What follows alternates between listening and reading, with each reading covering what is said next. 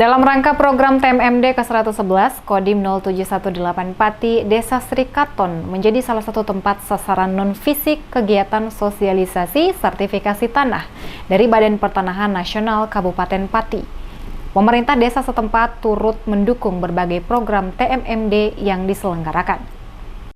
Dalam rangka program TMMD ke-111 Pati, Kodim 0718 Pati gelar sosialisasi sertifikasi tanah bersinergi dengan Badan Pertanahan Nasional Kabupaten Pati di kantor Desa Srikaton, Kecamatan Jaken, Kabupaten Pati. Pada kegiatan tersebut, warga setempat diberi materi oleh Muhammad Atka, Kasih Penataan dan Pemberdayaan Pertanahan BPN Kabupaten Pati untuk mendaftarkan tanah milik masing-masing sehingga dapat memiliki sertifikasi. Kegiatan tersebut disambut dengan baik oleh Kepala Desa Srikaton beserta jajaran pemerintah desa setempat yang mengedukasi warganya tentang pentingnya sertifikasi tanah dan alur pendaftarannya.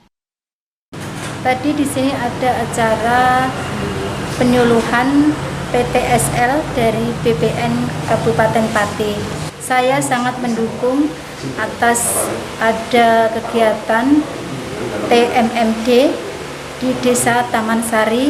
Semoga berjalan dengan lancar.